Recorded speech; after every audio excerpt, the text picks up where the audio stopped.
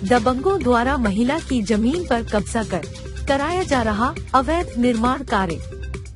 UP सरकार महिलाओं के सशक्तिकरण का दम भरते नहीं थकती, लेकिन यथार्थ में कुछ और ही दिखाई देता है। जब कोई महिला अन्याय के खिलाफ अपनी आवाज उठाने का साहस करती है, तो उसे न्याय दिलाने वालों तक शायद उसकी आवाज पहुंचती नहीं या दबा दी जाती है। अयोध्या जनपद के मवई थाना क्षेत्र के ग्राम जसुखपुर की रहने वाली ऐसी ही एक महिला है जीनत बानो, जो अपने पिता की जायदाद की इकलौती वारिस है। महिला का आरोप है कि उसकी पुश्तैनी जमीन पर मसीहुद्दीन और महताब आलम दबंगों द्वारा कब्जा कर लिया गया है और निर्माण कार्य कराया जा रहा है। पीड़ित महिला ने जब उसकी खुद की जमीन पर दबंगों द्वारा हो रहे अवैध निर्माण व दबंगों द्वारा दी जा रही जान से मारने की धमकी को लेकर अधिकारियों को शिकायती पत्र दिया, तो उसे बड़ी आशा थी कि योगी सरकार में उसे न्याय अवश्य मिलेगा। लेकिन कोई भी अधिकारी न्याय दिलाने में उसकी मदद नहीं कर रहा है। दबंगों के धन बल के आगे उसकी आवाज या तो उच्चाधिकारियों तक पहुंच नहीं रही है या अधिकारी प्रकरण में रुचि नहीं ले रहे हैं।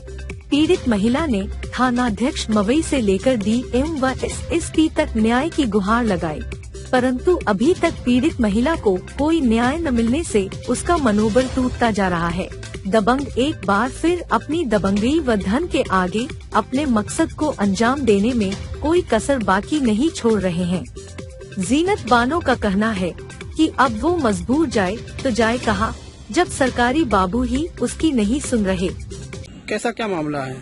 जी, मैं जीनत बानो वल्द कमरुद्दीन, ये जमीन का मामला है मेरी, और मैं यहाँ पर मेरा मैका है गांव जसुखपुर में।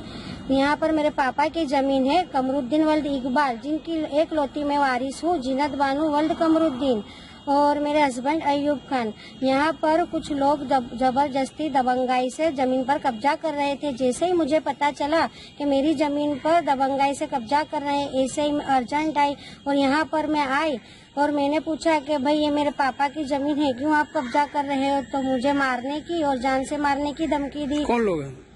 वो लोग है समाजवादी नेता रिहान सिराजुद्दीन, मसीहुद्दीन, हसीउद्दीन वल्द इद्रीस और मेहताब आलम वल्द मसीहुद्दीन। ये लोगों ने जबरन मेरी जमीन पर कब्जा कर लिया और मुझे मारने की धमकी दी।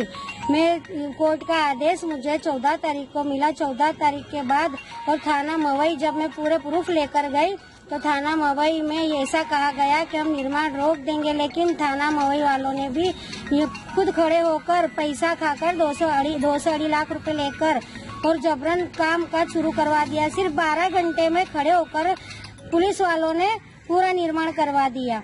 और हमने कहा तो हमसे कुछ कहने, हमसे दबंग जबरदस्ती गाली गलौज करने लगे। और फिर जब कोर्ट का आदेश था 14 तारीख को हमने दर्ज कराई, उसके बाद भी 21 तारीख को जब मसीहुद्दीन को नोटिस दी गई, उसके बावजूद भी उन्होंने निर्माण कर दिया गया।